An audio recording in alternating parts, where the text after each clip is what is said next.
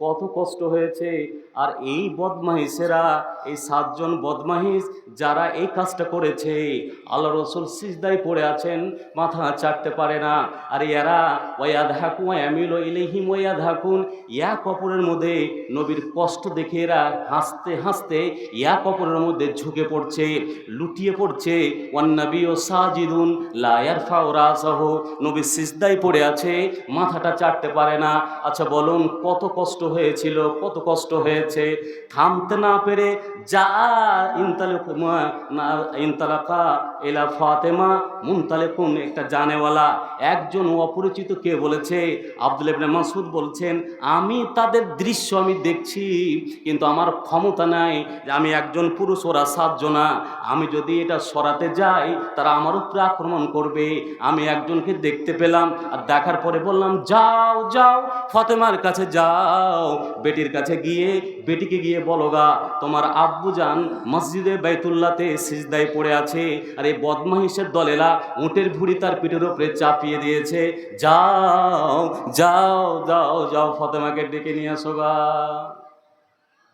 আচ্ছা বলেন, আপনাদের তো কোনো কষ্ট হয় না, শুধু ঠান্ডার ক্ষেত্রে আল্লাহ রসুলের হাদিস যে এই ঠান্ডা যখন আসবে উজু করতে অসুবিধা হবে, কিন্তু এর বড় আপনার এই রয়েছে, ফজিলত রয়েছে, গুররান মুহাজ্জিলিনা মিন আথারিল উজু, কিয়ামতের দিন আপনি যে ঠান্ডাতে উজু করবেন, কিয়ামতের দিন যখন প্রত্যেকটা উম্মতকে চেনা হবে, তো আপনার পরিচিত আপনি যে নবী মুহাম্মদ সাল্লাল্লাহু আলাইহি সাল্লামের উম্মত হলেন, তো রব্বুল আলামিন কেমন করে চিনবেন, আল্লাহ রসুল কেমন করে চিনবেন? তো আল্লাহ রব্বুল আলামিন নবী বলছেন গুররান মুহাজ্জিলিনা মিন আথারিল উজু, যারা যারা 5 ওয়াক্তের নামাজ পড়েছে এবং হাত এবং পাকে উজুর আজাগুলোকে ভালো ভালো করে ধুয়েছে, সেগুলো চকচক চকচক করে চমকিবে। তখন মুহাম্মদ সাল্লাল্লাহু আলাইহি সাল্লাম নিজের উম্মতকে ধরে ধরে নিয়ে আসবেন আর হাউজে কাউসারের পানি পান করাবেন।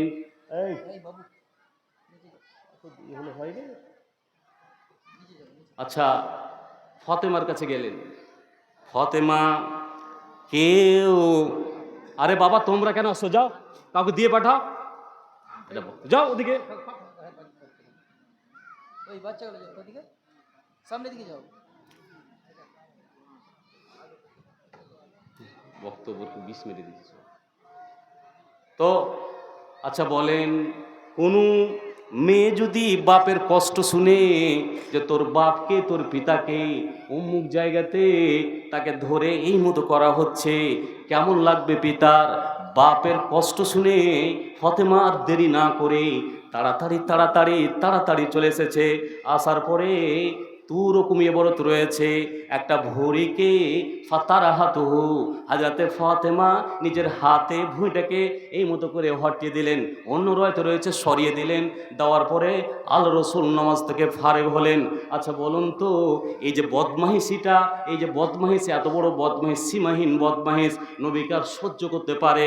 সহ্য করতে পারলেন না, আল্লাহ রসুল বদ্দ দিলেন, দা রসুল্লাহ সাল্লাম আলে কুরাইশ সালাসামার রাতিন, আল্লাহ রসুল 3 বার দোয়া করে দিলেন, আল্লাহুম্মা আলাইকা বি কুরাইশ, আল্লাহুম্মা আলাইকা বি কুরাইশ, আল্লাহুম্মা আলাইকা বি কুরাইশ, রাব্বুল আলামিন তোমার হাতেই কুরাইশের আগে ছেড়ে দিলাম, কুরাইশের মুআমালাকে ছেড়ে দিলাম, কুরাইশের বিচার তুমি করো, তুমি করো। ওয়া খাসসা ওয়া আম্মা, আল্লাহ রসুল আম করলেন, অর্থাৎ সমস্ত কুরাইশের জন্য দোয়া করলেন, বদদোয়া করলেন, এবং তারপরে খাস করলেন, নাম ধরে ধরে ধরে ধরে। এখান থেকে উলামারা রওয়ায়াত করেছে, ইস্তিদলাল করেছে যে কোনো মানুষ যদি বদদোয়া দেয়, আম করে বদদোয়া দিতে পারে, নাম ধরে ধরেও দিতে পারে। আল্লাহ রসুল প্রথমে আম করে সবার জন্য দোয়া দিলেন, বদদোয়া দিলেন, আর তারপরে যারা যারা এই কাজে যুক্ত ছিল তাদের নাম ধরে ধরে ধরে ধরে বদদোয়া দিলেন। অবস্থা কি হলো? সমস্তটি গাজওয়ায়ে বাদার, যেটা 3 হিজরিতে অনুষ্ঠিত হয়েছে, এই গাজওয়ায়ে বাদারে, এই গাজওয়ায়ে বাদারে এরা সবাই পড়ে মরেছিল। কেউ বেঁচে ছিল না, সবটিকে কালিবে বাদারে, কালিব নামক কুয়াতে সবটিকে মেরে ওখানে সবটিকে নিক্ষেপ করে দেওয়া হয়েছিল। আল্লাহ রসুল থামতে না পেরে নাম ধরে ধরে বলেছিলেন, ইয়া আমর বিন হিশাম, ইয়া উতবা, ইয়া শাইবা, বলো বলো তোমাদের অবস্থা কি এখন? তোমাদের যে মাস্তানি ছিল, তোমরা মাস্তানি করেছো, নবীর কথা শোনো নাই, নবী তোমাদেরকে দাওয়াত দিয়েছে, নবীর কথা তোমরা মানো নাই, আজকে বলো। আল্লাহ রাব্বুল আলামিন বলছেন, এ মুহাম্মদ সাল্লাল্লাহু আলাইহি সাল্লাম, লা তুসমিউল মাউতা মান ফিল কুবুরে, এ নবী মুহাম্মদ সাল্লাল্লাহু আলাইহি সাল্লাম, যারা কবরে চলে গিয়েছে তারাকে আপনি শোনাতে পারবেন না, তারা কবর অবস্থাতে রয়েছে, ওরা আপনার কথা শুনে দেবে না। নমাজ, আল্লাহ রসুল সবটি বদদুয়া দিয়েছিলেন সবরের উপরে। আপনার উপর তো কোনো ভেজাল নেই নমাজের, তাও নমাজ পড়েন না, পাবেন কি করে? আর একটা হাদিস বলি এই নমাজের ব্যাপারে। হাজরাতে জাবের বিন সামরা থেকে বর্ণনা, এটাও হাদিস বুখারীর। তিনি বলছেন যে এই সাদ বিন আবি ওয়াক্কাস কুফার গভর্নর ছিল, কুফার ইমাম ছিল, মৌলভী সাহেব ছিল। তো ওয়াস্তামালা আম্মারান, সাদ আছেই, আর একজনকে নেতা করে পাঠিয়ে দিয়েছে ওই এলাকার কুফার। সাদ তাড়াতাড়ি উমারের কাছে গেলেন। উমারের কাছে যাওয়ার পরে তিনি বলছেন, আমিরুল মুমিনিন, আমি তো হলাম কুফারের ইমাম, কুফা নগরীর ইমাম আমি হলাম, তাহলে আপনি আমার ইমামতিকে বাদ দিয়ে কেন আম্মারকে ইমাম বানিয়ে দিলেন, কেন আম্মারকে লিডার বানিয়ে দিলেন? তখন হযরত উমর বললেন, হে সাদ, তোমার ব্যাপারে কুফার লোকেরা তোমার নমাজকে নিয়ে শিকায়াত করেছে, তুমি যে নমাজ পড়ো না, ভালো করে পড়াও না, এই ব্যাপারে তোমার ব্যাপারে শিকায়াত করেছে। আচ্ছা বলেন, নমাজ ইমাম বুখারী কিতাবুস সালাতে বারবার হাদিসটাকে লিখছে, কিন্তু আমি নমাজ পড়াই না। তখন তদন্ত করতে কমিটি গঠন করলেন, কয়েকটা লোককে কুফাতে পাঠালো, বলছে আপনি আমার সাথে পাঠান কাউকে। সাদ নিলেন, নেওয়ার পরে প্রত্যেকটা মসজিদে জিজ্ঞাসা করা হলো, আচ্ছা বলো, সাদ যে তোমাদের এলাকাতে ইমামতি করেছে, আমরা সুযোগ পেলে মৌলভী সাহেবের ইমামতির বদনাম করি, মৌলভী সাহেবের ভুল ধরার চেষ্টা করি, খবরদার খবরদার। এমনি তো সমাজের লোকেরা নমাজ পড়ে না, মৌলভীকে যে আঘাত দেন, মৌলভীরা কখনো, মৌলানা সাহেবেরা 3000 5000 টাকার বেতনে থাকে, তবুও কোনোদিন বদদুয়া দেয় না, কোনোদিন দোয়া করে না। যদি ইমামেরা মৌলভী সাহেবরাই আপনার কাছে জুলুমের শিকার হয়ে যায়, ওরাই যদি অত্যাচারিত হয়ে যায়, তাহলে বলুন তো, ওরা যদি আল্লাহকে গিয়ে বলে দেয়, রাত্রেকালে উঠে গিয়ে বলে দেয়, রাব্বুল আমিন, আমার পরিবার ছেড়ে, আমার সমস্ত জিনিসকে ছেড়ে দিয়ে এদের কাছে 3000 4000 5000 বেতনে এদের মসজিদে পড়ে থাকি, তারপরেও সমাজের মোড়ল সর্দারেরা, সমাজের প্রতিষ্ঠিত লোকেরা আমাকে সুযোগ পেলে আমার উপরে আক্রমণ করে, এরা বলে না, এরা উদার মনের হয়। আর যদি এরা আল্লাহর কাছে বলে দেয়, এরা যদি কিছু বলে দেয়, তাহলে বলুন তাহলে আমাদের কি হবে? কিন্তু ইমামেরা বলে না, ইমামেরা বলে না। যদি বলে, দোয়া কারেন্টের মতন কবুল হয়ে যাবে। কিন্তু এরা মানে আল্লাহ রাসূলের হাদিস তো, আল উলামা ওয়ারাসাতুল আম্বিয়া, এটা এই গুণটা পেয়েছে, এজন্য এরা কি করে না, বদদুয়া করে না।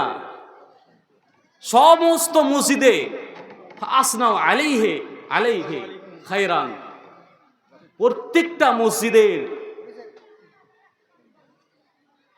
লোকেরা বলো না, খুব ভালো, খুবই ভালো।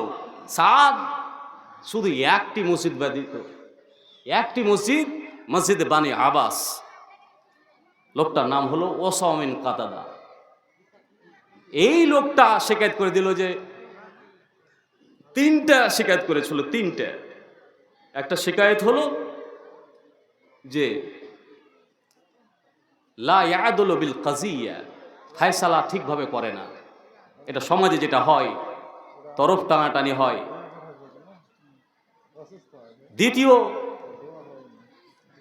লা ইয়াকসিমু আল গনিমা, গানিমাতের মাল কি নাম লিখে লিখে রাখো। হ্যাঁ, মেহরব। ভালো করে গানিমতের মাল ভাগ করে না। তৃতীয়, আমাদের সাথে যুদ্ধে যায় না। ওর সামনেই ওই মসজিদে শেখায়ত করে দিল। আমরা তো নামাজই যাই না, পড়ি না।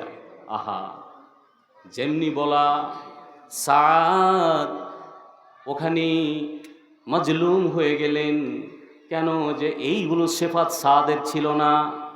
যেমনই এই মতো বলা, সাদ আল্লাহকে বলে দিলেন, রাব্বুল আলামিন, আমি যদি ঠিক হই আর এই ওসামা বিন কাতাদা যদি মিথ্যা হয়, তাহলে আল্লাহুম্মা আররিজহু বিল ফিতান, এ রব্বুল আলামিন, তাকে তুমি সম্মুখীন করে দাও ফিতনার, এই ফিতনায় যেন পড়ে যায়। দ্বিতীয় দিলেন, আল্লাহুম্মা তুল ফুকরাহু, এ রব্বুল আলামিন, একে ফকির বানিয়ে দাও, একে গরিব বানিয়ে দাও, এর মালি হালাত যেন ভালো না থাকে। তৃতীয় বদদুয়া যেটা সাদ দিয়েছিলেন, আল্লাহুম্মা তুল উমরাহু, রব্বুল আলামিন, এর বয়সকে তুমি বৃদ্ধি করে দাও। তো লোকটা কেমন হলো? এর তো গরিবই এমন হলো, তার মাল সব ধ্বংস হয়ে গেল।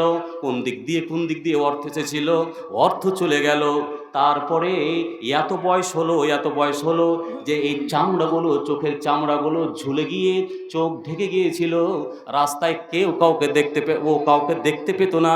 যেমনি রাস্তা দিয়ে যেত তখন দেখতে পেত না। একটা গাড়ি গেল, একটু সাইড লাগিয়ে দিল, ওকে লেগে গেল। মানুষকে দেখতে পেত না। মানুষ যেমনি ওকে দেখতে পেত এই মতো করে ওকে ঘোঁচা মারত। এই করে করে যখন ঘোঁচা মারত তাকে লাগতো আর বলে বেড়াতো, আশা বাতানি দুয়া সাদ। ও মানুষেরা শুনো, সাদ যে কাজটা করেছে ওর কাজটা সঠিক ছিল। মসজিদে যে তদন্ত কমিটিকে আমি বলেছিলাম সাদের ব্যাপারে 3টে কথা বলেছিলাম, এ কথাটা আমার ভুল ছিল, এ কথাটা আমার সঠিক ছিল না, সাদই সঠিক ছিল। এই সাদের বদদুয়ার কারণে আজকে আমার এই অবস্থা। আচ্ছা, এইটা যারা বেনমাজি তারা বুঝবে না। আর কিয়ামতের দিন আল্লাহ জিজ্ঞাসা করবেন, সাকারে কেন এসেছো? তো বলবে, মা সালাকাকুম ফিস সাকার, কালু লাম নাকু মিনাল মুসাল্লিন, আমরা মুসাল্লিন ছিলাম না, আমরা নামাজ পড়তাম না। দ্বিতীয় কারণ বলবে, 4টা কারণ বলবে। এই মুজরিমেরা সাকার নামক জাহান্নামে যারা যাবে, 4টা জুলুম কবুল করবে, 4টা। দ্বিতীয় যেটা করবে, লামনাকো নুতিমুল মিসকিন, আমার মালি হালাত অনেক ছিল, অনেক অর্থ ছিল, তবু আমার বাড়িতে মিসকিনেরা, ফকিরেরা গেটে দাঁড়িয়ে দাঁড়িয়ে বাড়ির মালকিনকে ডেকে আমাদের কাছে চাইতো। আমরা গেট লাগিয়ে রাখতাম, গেট খুলতে যেতাম না, গেটের দরজা বন্ধ করে রাখতাম। কোনো দিন আমরা মিসকিনকে খেতে দেইনি, মিসকিনকে কোনোদিন দিইনি, মাল দিইনি। মিসকিন কি জিনিস আমরা জানি না, মিসকিনকে খেতে দেইনি, গরিব ফকিরাকে খেতে দেইনি, মাল দেইনি। তার কারণে আমাদের এই অবস্থা। মিসকিন আবার কারা? তাই তো, মিসকিন আমাদের যে সমাজে আমাদের কাছে যে চাইতে আসে, এরা আবার ধান নিবে না, চাল নিবে না, হ্যাঁ, আবার টাকা দেন। মিসকিন হচ্ছে ওরা যে প্রয়োজনে, যেটা তার প্রয়োজন, মানে যেটা পাবে ও সেটাই নেবে। যারা মিসকিন নয়, যারা এই পেশা বানিয়ে নিয়েছে, মাদ্রাসার চেক নিয়ে চাইতে শুরু করে দিলে ও মিসকিন নয়। যদি এই মতো চাইবে, মানে কি, মাদ্রাসা তো চলবে না, কিন্তু যদি এটাকে পেশা মানে ব্যক্তিগত স্বার্থে, তাহলে এটা কিন্তু না। প্রকৃত মিসকিন যে তার বাড়িতে খাওয়ার নেই, ও যা দিবেন ও তাই নেবে। আমার কাছে গেছে, আমরা দিতাম না, চাইতো। আর কোরআন বলছে, এই মাদ্রাসাবে পালা, মৌলী সাহেব চলে এসছে, মাদ্রাসার চেক এসছে, পালা লুকা। খবরদার, মাদ্রাসার কালেকশন ব্যক্তিকে দেখে দিয়েন না, ব্যক্তির ম্যাটার নয়। কালেকশন কাকে দেখে দেখবেন? এই যে প্রতিষ্ঠান, মাদ্রাসা, ছাত্র, শিক্ষক, ব্যক্তি আজ কি কালকে থাকতেও পারে, নাও পারে। আছে কিছু মানুষের, এই লোক এখানে এ করছে, তাকে দেব না, জি না, ওকে। তাহলে আমি তো প্রথমেই কোড করেছি, আপনাদের মাদ্রাসা হলো 1889, তখনকার মাদ্রাসা। এরা কে? এরা শুধু পরিচালনা করে, এরা মাদ্রাসা মালিক না, মালিক সবাই। যে 2 টাকা দিয়েছে, যে 100 টাকা দিয়েছে, যে 1000 টাকা দিয়েছে, সেও মালিক। কম বেশি বলা যাবে না। এভরিবডি যারা আছেন এখানে সবাই মালিকে মাদ্রাসা। ও যদি মনে করে আমার মাদ্রাসা, ভুল। ও বলে আমাদের গ্রামের মাদ্রাসা, ভুল। যারা এগুলো বলবেন, মার্ক করে বলবেন, আপনার কথাতে অন্য লোকেরা যারা দেয় তারা খুব দুঃখ পায়। দেখে মনে হচ্ছে ওদের মাদ্রাসা একাই। এগুলো সমাজে প্রচারিত শব্দ। কেন বলেন, কেন বলেন আমার মাদ্রাসা? খবরদার, আমাদের। কেন? আপনারা আজকে আছেন, কালকে নাও থাকতে পারেন। আবার নতুন প্রজন্ম আসবে, সাথে জারিয়া তৈরি হয়ে আছে। অতএব আপনার ভাবনা তো নয়, আপনার ভাবনা এটা নয়। এই ভাবনাটা 1890 হয়েছিল। অতএব সাবধান। বুখারীর হাদিস, বুখারীর হাদিস, আল্লাহ রসুল হাকিম বিন বাহাদ বলে একজন সাহাবা ছিলেন, অত্যন্ত দরিদ্র, অত্যন্ত গরিব। তিনি আল্লাহ রসুলের কাছে আসলেন। আসার পরে জিজ্ঞাসা করলেন, আল্লাহ রসুল, আমার মালি হালাত খুব খারাপ আছে। নবীর কাছে সাআলতুহু ফাআতানি, আল্লাহ রসুল আমাকে দিলেন। নিয়ে এলাম, বাড়ি চলে গেলাম। যারা ফকির, যারা চায়, দিতেন, দেন দেন, আপনি বলতে যাবেন না। কেন? কোরআন বলছে ওয়াম্মা সাইলা ফালা তানহার, যারা চাইতে আসবে খবরদার তারাকে ডাঁটতে পাবেন না, একটু কথা বলতেও পাবেন না। বলে আপনি দিন, নাহলে ভাই আমার কাছে নেই। মার্জিত ভাষায়, সুন্দর ভাষায় তাকে বলে দিন। তাকে নিয়ে, তার অবস্থাকে নিয়ে, তার পুরো তদন্ত কমিটি বসিয়ে তাকে আপনি ছোট করবেন। জি না, এটা আপনাকে দেয়নি। যতটা শরীয়ত দিয়েছে ততটুকু বলবেন। ওকে ধরে, ওকে বাঁধেন, অনেক কিছু করেন। জি না। আল্লাহ রসুল তারপরে চাইতে এসছে, আবার দিলেন। দ্বিতীয় দিন হলো, কিছুদিন পরে আবার চাইতে এসেছেন, তৃতীয় দিন। তখন নবী বলছেন, হাকাম, ইন্নাল মালা খাজরাতুন হুলুন, মাল হলো হালুয়ার মতন।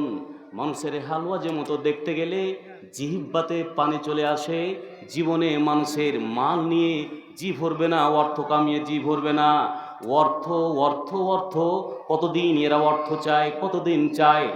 আমাদের সকল মানুষের সূরাটা মুখস্থ রয়েছে, সূরাতুত তাকাসুর, আলহাকুমুত তাকাসুর হাত্তা যুরতুমুল মাকাবির। কতদিন কতদিন এরা অর্থর গাফলতে পড়ে থাকবে, অর্থের উদাসীনতাতে পড়ে থাকবে।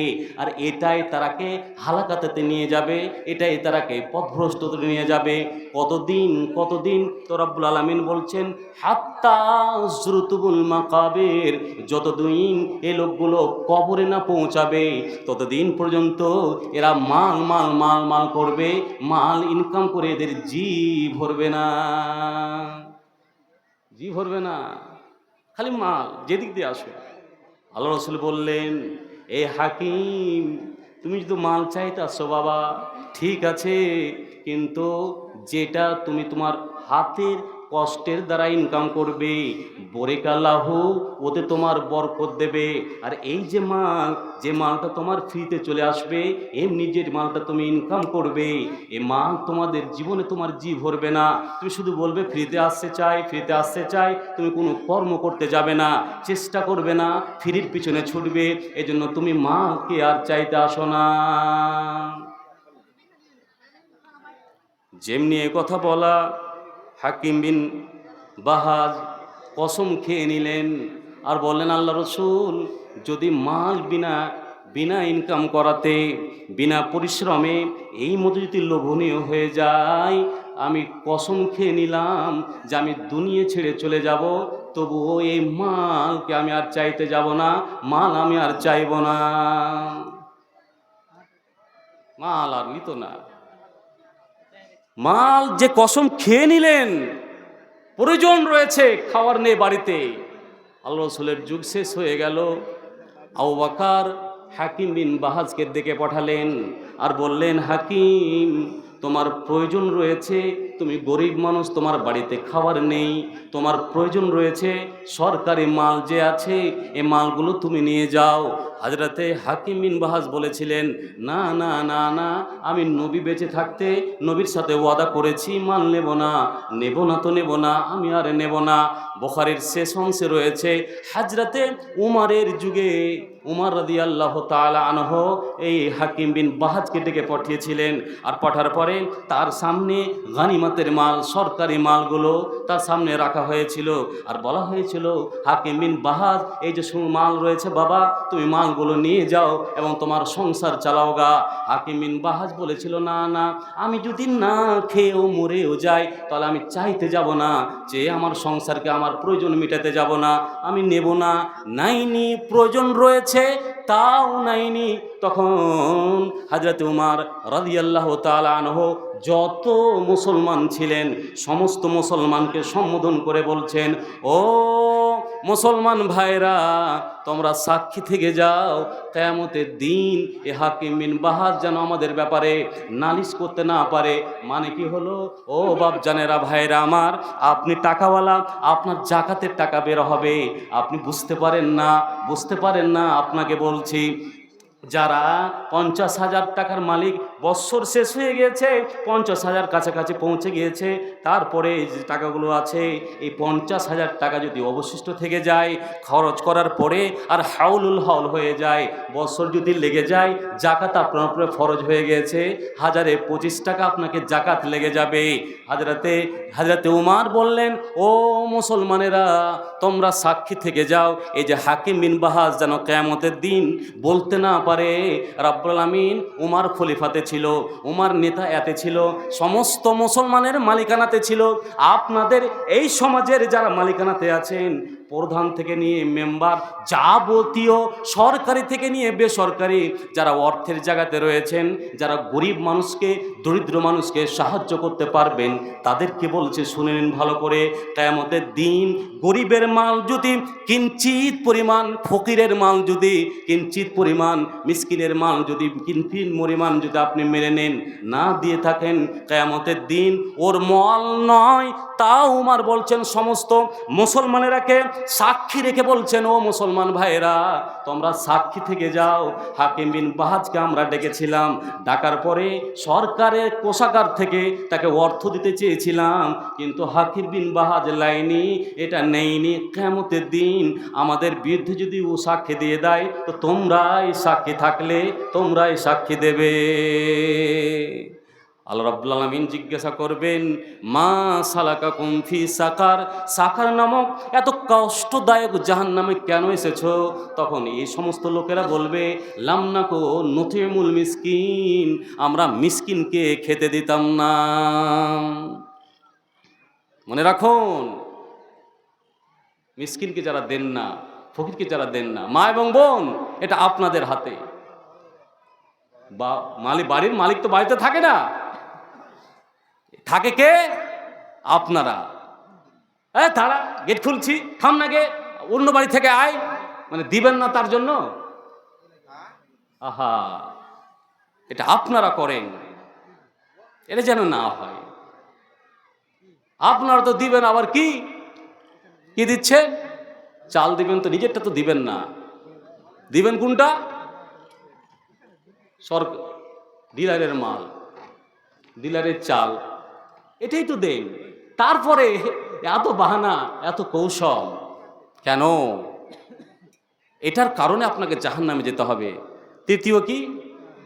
ওয়াকুন্না নাখুযু মাআল খায়েজিন, মানে হলো যেখানে অশ্লীল আড্ডা চলতো, যেখানে অশ্লীলপনা চলতো, যেখানে টিভি চলতো, চায়ের দোকানে যেখানে আড্ডার উপরে আড্ডা চলতো, মানুষের সমালোচনা চলতো, ওই জায়গাতে আমরা ঘন্টার ঘন্টা বসে বেহুদা কথাবার্তা বলেছি, অশ্লীল বার্তা বা বাক্য আলাপ করেছি, আমরা কোনোদিন ভালো মন্দ কথা বলিনি। সব সময় মানুষের মন্দ কথা বলতে থেকেছি, সমালোচনা করতে থেকেছি, আর আমরা হাসি তামাশা উল্লাস আর হাসতে থেকেছি। কিয়ামতকে আমরা স্মরণ করিনি, এই জন্য আমাদের এখানে আসতে হয়েছে।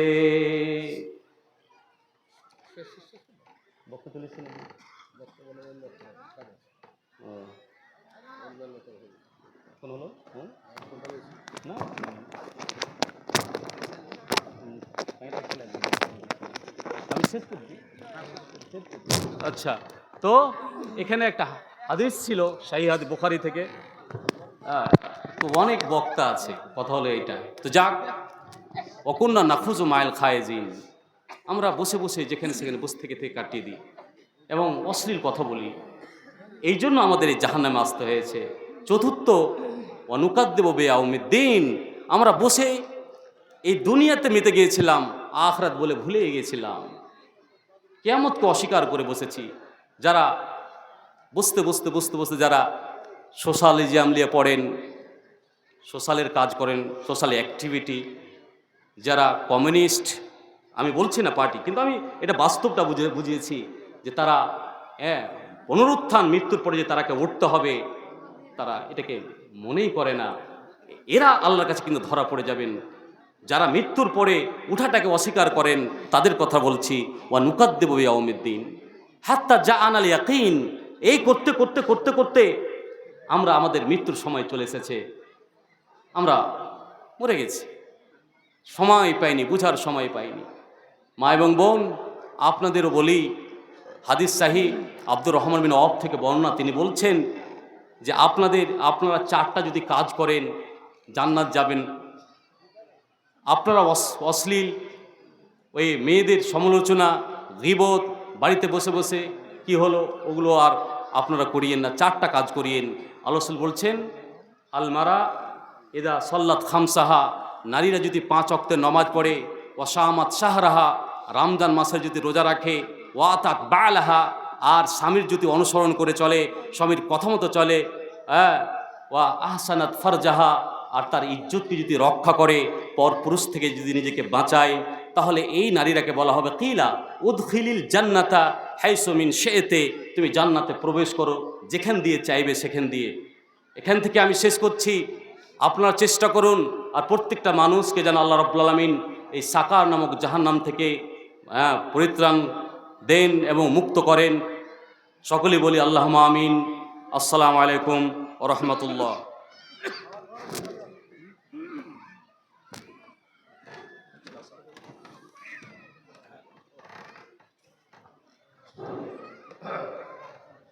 জাযাকাল্লাহু খায়র। আমরা মিয়ানুল হক মাঝারের কাছ থেকে কিছু মূল্যবান বক্তব্য শুনছিলাম। পরস্পর আমাদের কাছে বক্তা আসবে, তার পূর্বেই আপনাদের সুপরিচিত মাস্টার মুসলিউদ্দিন সাহেব সমাজসেবী, উনি আপনাদের সম্মুখে কিছু সংক্ষিপ্ত কথা বলবেন। এটাকে দিয়ে শুরু করে দাও। এই কই ব্যাপার কই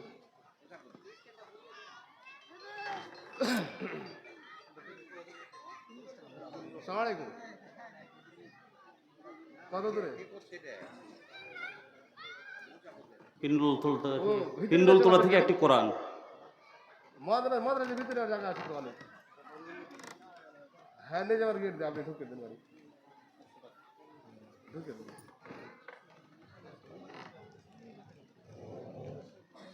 বাদর তো যা মাদানি সিনেমা আসলে হ্যাঁ হ্যাঁ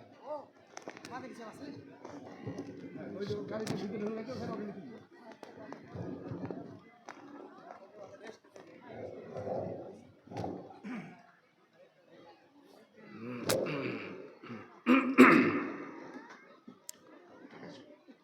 আসসালামু আলাইকুম।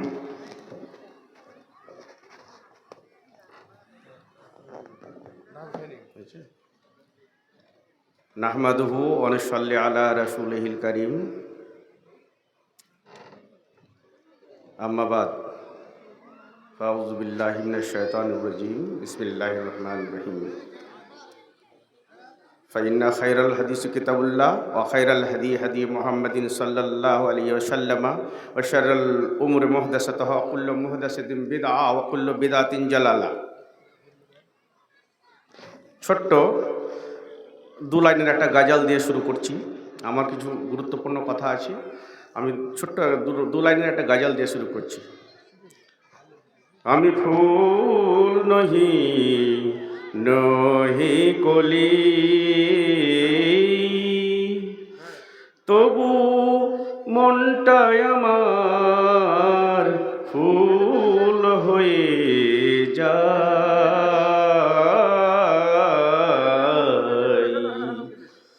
মুহাম্মাদের নাম জপি যতই হৃদয়ে ততই খুশবু ছড়ায় মুহাম্মাদের নাম।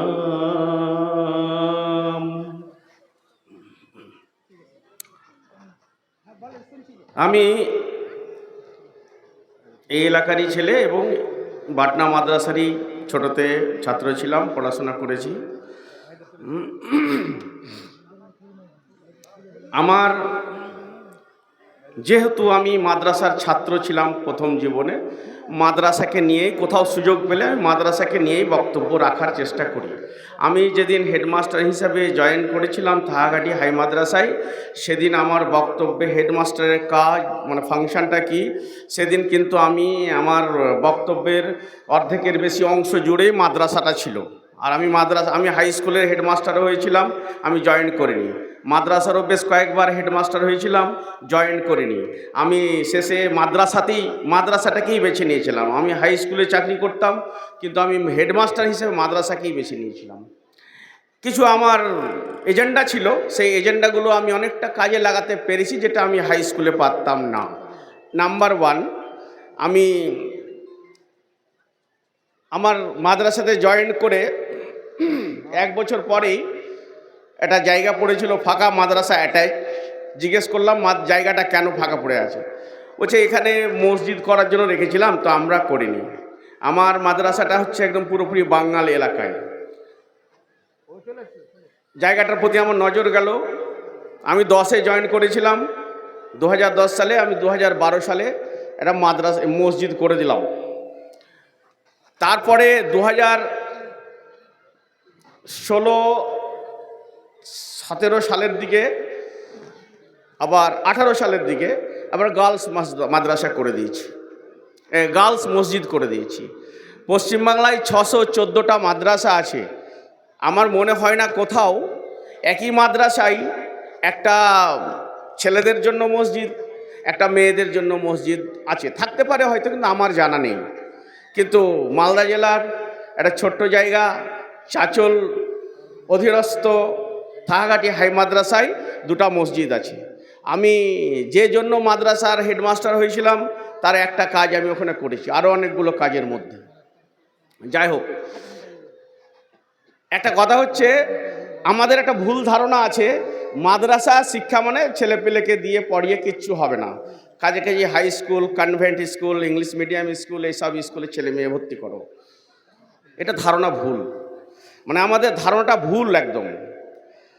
মাদ্রাসা শিক্ষার মধ্যে যে স্ট্রেংথ আছে, একটা শক্তি আছে, সেটাকে আমরা নষ্ট করতে করতে করতে করতে করতে এমন জায়গায় নিয়ে গেছি যে মাদ্রাসা শিক্ষা মানে গেছি মাদ্রাসার ছাত্র, তোর দ্বারাতে কিচ্ছু হবে না। বাজে কথা। 2017 সালে আমার বড় মেয়ে কলকাতা ইউনিভার্সিটি ম্যাথামেটিক্স অনার্সে পড়তো। 18 সালে কি 19 সালে যে ছেলেটা কলকাতা ইউনিভার্সিটিতে ম্যাথামেটিক্সে MSc-তে ফার্স্ট ক্লাস ফার্স্ট হয়েছিল, সে ছেলেটা ছিল কোরআনের হাফেজ।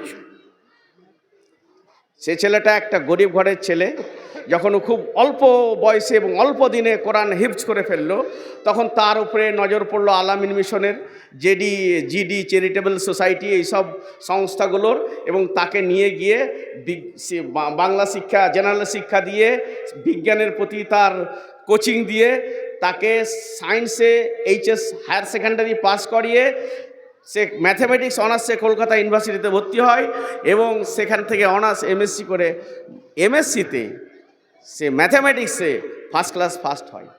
সে মাদ্রাসার ছাত্র, সে কোরআনের হাফেজ। কে বলেছে আপনাকে যে মাদ্রাসায় পড়লে ছেলে মেয়ে ভালো শিক্ষিত হবে না? পাকিস্তানের প্রধানমন্ত্রী, ex prime minister doctor cricketer Imran খান